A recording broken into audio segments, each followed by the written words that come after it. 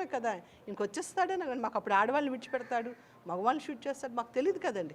ఇంక దొరికిపోయింది దేవుడా అని ఇంక ఇలా దండం పెట్టుకున్నామండి. అంటే మౌలి గారిని కూర్చోమన్న తర్వాత ఎంతసేపటికి అంటే కాల్ చేయడం గమనించారు? సెకండే, 1 సెకండ్ అండి.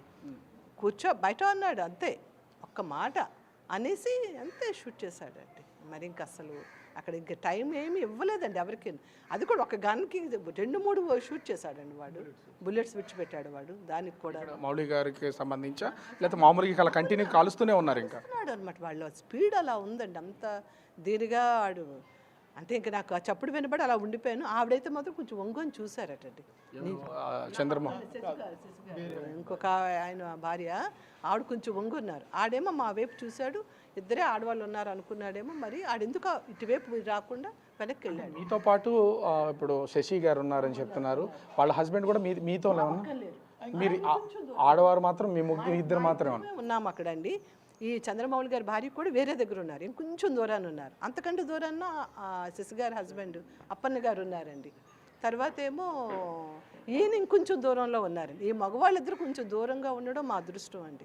ఎంత మీరు కూర్చున్నటువంటి సమయంలో కూడా అంటే వెళ్ళారు కదా, ఎంతమంది పబ్లిక్ ఉన్నారు మీలాగా టూరిస్టులు వచ్చినటువంటి వాళ్ళు? ఒక 400 నుంచి 500 మంది ఉన్నారండి.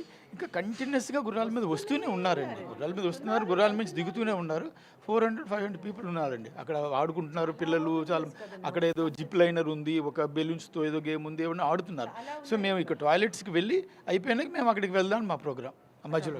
ఏం చెప్పాలంటే అక్కడ ఆ సిచ్యువేషన్లో మీ టాయిలెట్స్ కనుక వెళ్ళకపోయినా, ఆ టాయిలెట్స్ అక్కడ అదే ప్లేస్లో అక్కడ లేకపోయినా కూడా ఖచ్చితంగా మీరు కూడా దొరికిపోయే అవకాశం, మేము కూడా దొరికిపోయే అవకాశం ఉందండి. ఇంకా అందులో ఇంకా మరి ఎటువంటి అనుమానం లేదు. మేము మృత్యువుని దగ్గర నుంచి చూసామండి, అంతే, తప్పించుకున్నాం అంతే. భగవంతుడు మాకు అవకాశం ఇచ్చారండి, ఇంకొక జీవితం ప్రసాదించారు, మళ్ళీ జన్మేనండి మాకు ఇది మాత్రం. అమ్మో, ఇప్పుడు మాకు మౌలి గారిని లేరు అన్న తట్టుకోవడం మాకు చాలా బాధ అండి. మరి మణిగారిని ఎలా వాదార్చాలో కూడా మాకు అయితే అర్థం కావటం లేదు. మరి భగవంతుడు ఆవిడకి ధైర్యాన్ని ఇవ్వాలండి. ఆ పిల్లలు ఏమవుతారో తెలీదు, మాకు కూడా చాలా బాధ. పదే అడుగుతున్నాం అనేది కాదు, అంటే అంత విచక్షణారహితంగా మీరు ప్రత్యక్షంగా చూశారు కాబట్టి తెలియాలి కూడా. ప్రభుత్వాలైనా సరే ఏదైనా చర్యలు చేపట్టాలన్నా ఇది తెలిస్తేనే ఖచ్చితంగా నిర్ణయాలు తీసుకోవడం. అంటే వచ్చినటువంటి వాళ్ళు మూకుమ్మడిగా ఒకేసారి వేరు ప్లేసెస్ నుంచి వచ్చారు. అసలు అన్ని వైపుల నుంచి గన్ షాట్స్ ఏమైనా వినపడుతున్నాయా? అన్ని వైపుల నుంచి రాలేదండి. చెట్లు చాటు నుంచి, ఒకవైపు దట్టంగా ఉన్న చెట్ల నుంచే వస్తున్నట్టు కనపడుతుంది. అటు నుంచే ముందు మాకు గన్ షాట్స్ వినబడినాయి.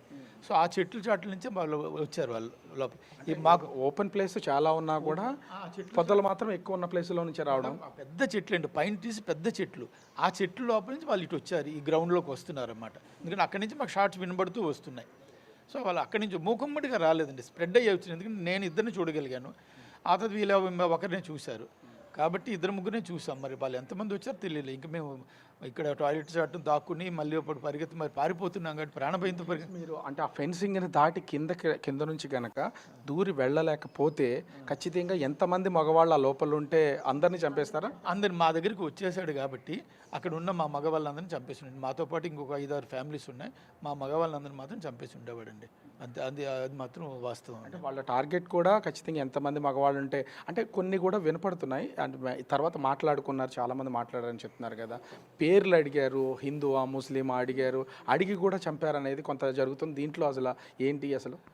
అది వాస్తవం మరి మాకు తెలియదండి. కానీ వెంటనే నాకు తోచింది ఏంటంటే, ఆడవాళ్ళకి, మాతో ఉన్న ఆడవాళ్ళకి, మణిగారికి, నా భార్యకి మీరు వెంటనే బొట్లు చెరిపేయండి అని చెప్పి వీళ్ళకి బొట్లు చెరిపేయమని చెప్పానండి నేను. అంటే నాకు అనిపించింది, బొట్లు చెరిపేసి వీళ్ళు దేవుడు హరే రామ హరే కృష్ణ అంటున్నారు, మీరు అలా అనొద్దు, అల్లాహు అక్బరు అల్లా అనుకుంటూ దిగండి అని చెప్పాము. ఎందుకంటే ఎవరు ఎటు నుంచి వస్తున్నారో తెలియదు, ఎవరు తెలియదు కాబట్టి అల్లాహు అక్బర్ అనుకుంటూనే మేము ఆ కొండల, ఆ వాగులోని రాళ్ళ మధ్య, గొట్టల మధ్య నుంచి దిగుతూ వచ్చామండి. ఆ దారి అసలు దారి లేదండి, కేవలం గుర్రాలు నడిచే దారి మాత్రమే ఉంది.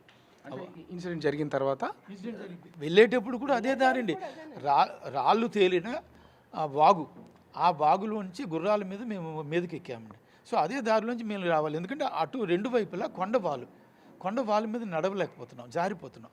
అందువల్ల వాగులోని రాళ్ళు తేరి ఉన్నా రాళ్ళ మధ్యలోంచి నడుచుకుంటూ రావాల్సి వచ్చింది. శశిధర్ గారు ఒకటి చెప్పారు, బొట్టు చెరిపేసుకోండి హరే రామ అని అన్నది. అంటే సహజంగా మనకి ఏదైనా ప్రమాదం వచ్చినప్పుడు భగవంతుని వేడుకుంటాం, మనం నమ్మే భగవంతుని. నిజంగా మీరు ఆ సమయంలో బొట్టు తీసేశారా? తీసానండి. నేను చెప్పింది ఫస్ట్ తీసి అన్నారు.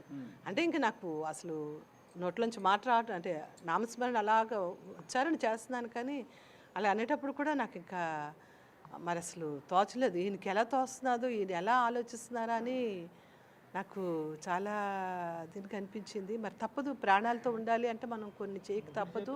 ముగ్గురితోని వెంటనే బొట్టు తీపించేసారు, తల్లో పాపట్లు పెట్టుకుంది కూడా తుడిపించేశారు. నీళ్ళు పోసుకున్నాను అక్కడ, అంత బురద వాగు కదండి, ఇలా కొట్టేసుకున్నాం అనమాట మొహానికి. అసలు ఈ సంఘటనలు మీరు చెప్తుంటేనే ఇట్లా ఉంది, ప్రత్యక్షంగా అనుభవించిన వాళ్ళు అనే దానికి మరి ఇంకా గుండె దాడ, కాళ్ళు వరకు మాకు ఇప్పటికీ తగ్గలేదు సార్. ఇది చాలా భయంకరంగా ఉందండి అది. కానీ ఏంటంటే ఇప్పుడు ఈ మన సంబంధించి కూడా మన సాంప్రదాయం ప్రకారం కూడా బొట్టుని ఎట్టి పరిస్థితుల్లో ఇంట్లో వాళ్ళు కూడా తిడతారు ఏదైనా తీసేసినా కూడా. కానీ అట్లాంటిది మిమ్మల్ని బొట్టు చేరిపోయండి ప్రాణాలు కాపాడుకోవడానికి. ఇప్పుడు ఖచ్చితంగా మగవాళ్ళు కనపడితే ఇక శాశ్వతంగా బొట్టు లేకుండానే చేసి అయిపోతుంది కదండి. దాని బదులు ఒక్క నిమిషం బొట్టు తీయటంలో మనకేమీ ఇది లేదు. అందుకని మరి బొట్టు తీసి నడిచామండి. సైలెంట్గా అసలు ఎంతసేపు వాళ్ళు ఎంతసేపు ఉన్నారు అక్కడ ఆ స్పాట్లో వాళ్ళంతా కూడా? అంటే ఆ కాల్పులు జరిగినటువంటి టైం మైదానంలో అయితే చాలాసేపు ఉన్నారండి వాళ్ళు. మా వైపు వచ్చింది మాత్రం ఒక్కడేనండి. ఆ ఒక్కడు మళ్ళీ మైదానంలోకి వెళ్ళిపోయాడండి. అదృష్టవశాత్తు మళ్ళీ ఆడు మమ్మల్ని వెంబడించకుండా ఆడు వెనక్కి వెళ్ళిపోయాడండి. అది మీరున్నటువంటి ప్లేస్కి చుట్టూ ఫెన్సింగ్ ఉందని చెప్తున్నారు కదా, ఆ ఫెన్సింగ్ దాటి మీరు అవతలకి వెళ్ళిపోయారు. వీళ్ళు కూడా మిమ్మల్ని వెంటాడుతూ ఫెన్సింగ్ దాటి వచ్చారు బయటికి. వాడు వెంటాడుతూ వెంటాడుతూ ఫెన్సింగ్ దాటి మా వైపు వచ్చాడండి. అక్కడికి వచ్చాడు కాబట్టి అక్కడ మౌలి గారు దొరికిపోయారు. ఇక్కడ మౌలి గారు కూడా మాతో ఫెన్సింగ్ దాటి వచ్చేసారు. సో అక్కడ నా ఫోను ఆయన ఫోను పడిపోయినాయి. మా ఇద్దరు ఫోన్లు అక్కడ పనిచేస్తున్నాయి. అది టూరిస్ట్ ప్లేస్. ఒక విధంగా చెప్పాలంటే ఎన్నో వందల మంది వేల మంది కూడా ప్రతిరోజు వస్తూ ఉంటారు. పైగా కొన్ని హెచ్చరికలు కూడా ఉండే ప్లేస్. సెక్యూరిటీ కానీ ఇట్లాంటిది ఏం లేదా అక్కడ? అసలు మేము కాశ్మీర్లో అన్ని ప్రాంతాల్లో తిరిగాం, ప్రతి దగ్గర కూడా సెక్యూరిటీ ఉందండి. ఈ పహల్గామ్లోనే ఒక్క కానిస్టేబుల్ కూడా, ఒక పోలీస్ కూడా లేడండి మీద.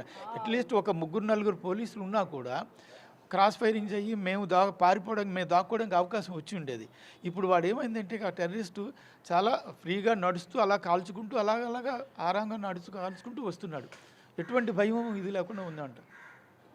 అందువల్ల మేమందరం హెల్ప్లెస్. మినీ స్విట్జర్లాండ్ ఇక్కడ చాలా బాగుంటుంది, మంచి వాతావరణం ఉంటుంది, రండి అని చెప్పారండి. అంటే అక్కడ ఇంతకుముందు ఏం జరగలేదని పోలీసులు మరి అలర్ట్గా లేరు, ఏం జరిగిందో తెలీదు.